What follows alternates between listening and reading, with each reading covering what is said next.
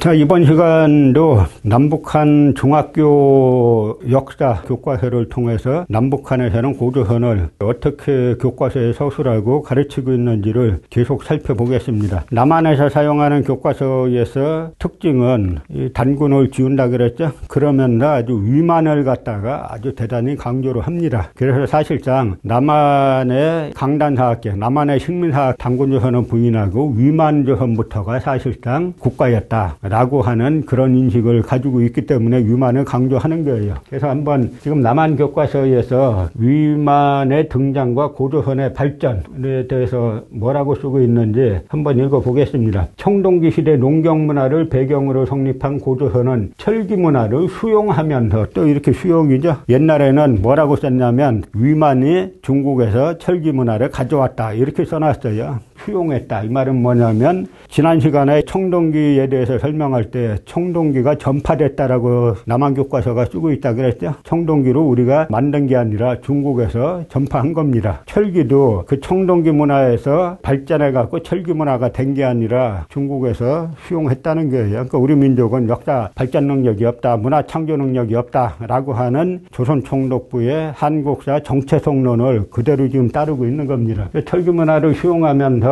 더욱 강성해졌다. 중국 문화를 받아들여야 강성해진다는 이야기예요. 랴오닝 지방 일대를 포함한 만주와 한반도 북부에 걸쳐 넓은 지역을 차지하였고 중국 연나라와 대등하게 왕이라는 칭호를 사용하며, 이 연나라는 뭡니까? 연나라는 중국의 제후국가잖아요. 그 제후국가와 대등하게 마치 이렇게 써놔가지고 마치 높이는 것 같지만 사실은 깎는 거죠. 이 고조선은 황제국가입니다. 중국에 여러 제후국이 있는 것처럼 고조선은 여러 거수국들이 있다고 윤래 교수께서 말씀하셨죠. 그래서 고조선은 황제국가인데 마치 중국의 일개 제후국가인 연나라와 대등하게 왕이라고 쓴 걸 갖다가 아주 높이 치는 거죠. 사기 조선열전이 위만조선열전인데요. 사기 조선열전에 보면 한나라 사신 서파가 왔다가 돌아가는 길에, 폐수가 국경인데요. 돌아가는 길에 서파를 마중 나간 사람이 누구냐면 조선의 비왕장이라고 있어요. 비왕이 마중 나갔다라고 쓰고 있습니다. 황제가 아닌 신하인데 고조선 임금의 신하를 비왕이라고 왕자로 썼어요. 그런데 여기서는 마치 연나라와 대등하게 왕이라는 칭호로 사용하며 교류하고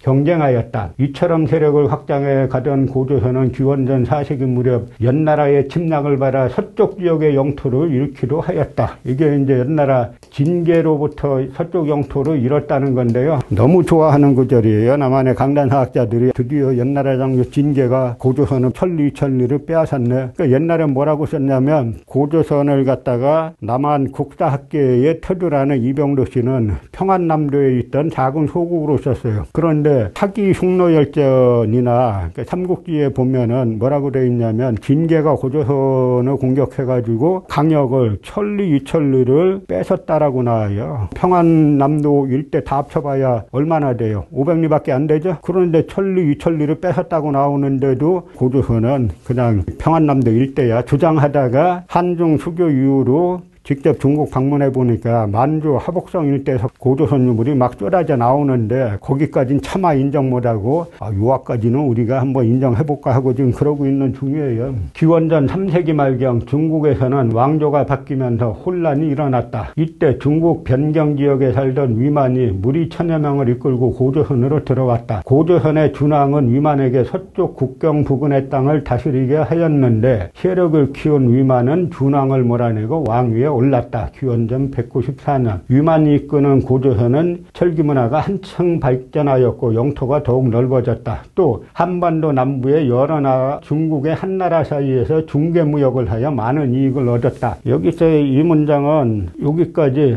고조선으로 들어왔다. 요거까지는 사실이라고 볼 수 있죠. 그런데 준왕은 위만에게 서쪽 북경 부근의 땅을 다스리게 하였는데 이 이야기는 뭐냐면 지금 남한 이 교과서 쓴 사람들은 위만조선의 수도를 평양이라는 거예요. 그럼 평양 서쪽에 땅이 있어요? 그러면 위만은 서쪽 국경 부근의 땅을 다스리게 했는데 그럼 서쪽 국경이 어디 바다죠? 위만한 배 타고 거기 지키고 있었다 하는 이야기예요. 그런데 이 사람들이 절대로 위만조선의 수도인 왕검성이 지금의 평양이다. 그리고 그 지역에 낙랑군이 들어섰다. 이건 절대 바뀌지 않습니다. 하나의 남한 식민사를 대표하는 몇 개의 랜드마크들이 있어요. 그 랜드마크가 단군 가짜다라는 것과 낙랑군은 평양에 있었다. 그거에 무너지면 남한 강단사학자들, 이 교과서 쓴 사람들은 자기네 다 죽는 줄 알아요. 그런데 논리가 안 맞잖아요. 그러면 준왕이, 평양이 왕검성인 준왕이 서쪽 국경을 위만에게 띄워줘서 다스리게 했는데 평양 서쪽이 어디냐고요? 바다지. 이게 모든 역사 해석은 논리가 맞아야 되는데 이 사람은 그런 거 안 따져요. 무슨 수로 써서라도 평양, 왕검성, 그 지역의 낙랑군이라고 주장하는 거죠.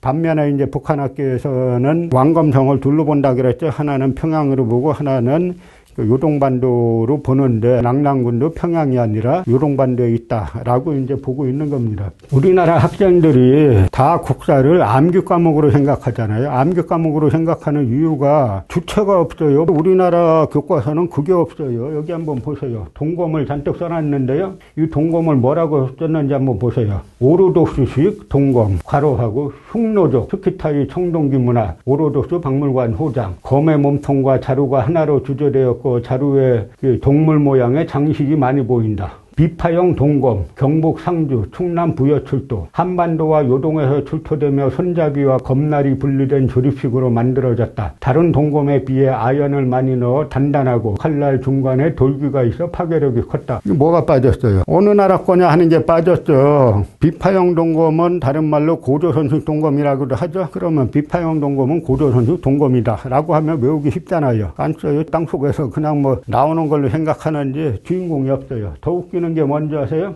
중국식 동검, 전북 완주 출도, 전주 역사박물관 소장, 나리곡고 손잡이까지 하나로 만들었다. 중국식 동검이라는 표현까지 등장했잖아요. 예전엔 저걸 갖다 세형 동검 이랬는데 다 비파형 동검이나 지금 중국식 동검이라고 주장하는 게 전부 다 고조선 동검이에요. 아니 중국식 동검이 전북 완주에서 왜 나와요? 이게 장사했어요? 아까 이 사람들 주장하는 대로 한반도 남부의 여러 나라와 중국의 한 나라 사이에서 중개무역을 했다. 다 거짓말들이죠. 한반도 남부에 무슨 이 당시에 고조선 당시에 한반도 남부에 무슨 나라가 있어가지고 중개무역을 해가지고 성장했다. 이따위로 써놓고 여기에서는 중국식 동검이라는 한반도에서 많이 출토됩니다. 만주에도 출토되고 그러면 고조선 동검의 변화 또는 고조선 동검의 여러 형태 이렇게 해가지고 비파형 동검과 옛날엔 간을 세자 써가지고 세형 동검 이랬는데 그렇게 설명해야 될 걸 갖다가 중국식 동검 이래 놓으니까 이게 도대체 무슨 이야기인지 학생들이 알 수가 없잖아요. 중국식 동검이라고 써놓고 출토지는 전북 완주 출토 이렇게 써놨죠. 어떻게 하면은 고조선을 지울까 머리를 쓰는 사람들이 남한의 교과서를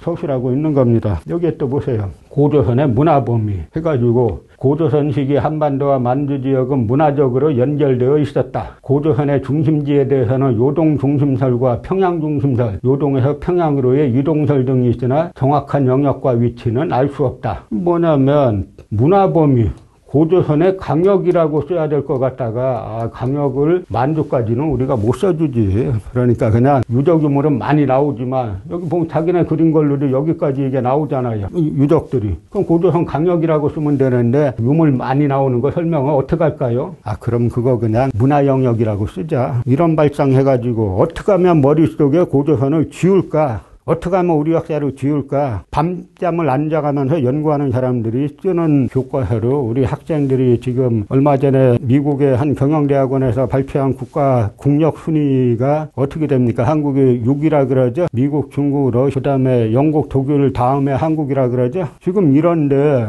근데 그 점수를 보니까 재밌는 게 있어요. 경제나 이런 부분은 수출 이런 것들은 84점인데 리더십 분야는 22점이에요. 이따위 뭐 지난 민주당 정권이나 지금 국민의힘 정권이나 이런 거 그냥 방치해두고 있으니까 역사관이 잘못된 데서 모든 문제가 나오는 겁니다. 북한에서는 뭐라고 가르치고 있는지 한번 보죠. 비파형 단검 이렇게 써놨죠. 비파형 단검은 BC 30세기 초부터 고조선 사람들이 청동으로 만들어 쓴 무기입니다. 이 단검은 고조선 군대들의 무기로 많이 사용하였습니다. 당시 사람들이 다루던 비파라고 하는 악기처럼 생겼다고 하여 비파형 단검이라고 합니다. 고조선의 높은 청동 가공 기술을 보여주는 비파형 단검은 고조선 사람들만이 사용한 것으로 알려져 있습니다. 비파형 단검은 고조선 시기에 가장 대표적인 유물로서 거기에는 우리 선조들의 우수한 청동기계 제작 기술과 예술적 기능이 잘 반영되어 있습니다. 이렇게 해가지고 이건 한번 읽기만 하면 비파형 단검이 뭔지 그냥 외워지잖아요. 비파형 동검 경북 상주 충남 부여 출토 한반도와 요동에서 출토되며 손잡이와 검날이 분리된 조립식으로 만들어졌다. 누가 만들어 사용했다는 거예요. 그런데요, 이게 이제 북경 반점이라고 쓰는 지금 중국에 있는 우리 교포분인데 이분이 역사 연구를 상당히 많이 했어요. 그래가지고 중국의 비파형 동검이 출토되는 지역을 갖다가 직접 현지 박물관 가서 확인해가지고 이분이 만든 거예요. 여기 보면 산동성, 하남성, 안의성에서 출토된 비파형 동검이 세용 동검 이렇게 해가지고 출토지들을 다 그려놨죠. 이분은 중국에 사시지만 애국심을 가지고 이 비파형 동검을 이렇게 연구해 놓은 겁니다. 반면에 이 써놓은 사람들 한번 보세요. 중국식 동검 어쩌고 해가지고 어떻게 하면 우리 역사 지우고 고조선 역사를 지울까 연구하는 사람들이죠.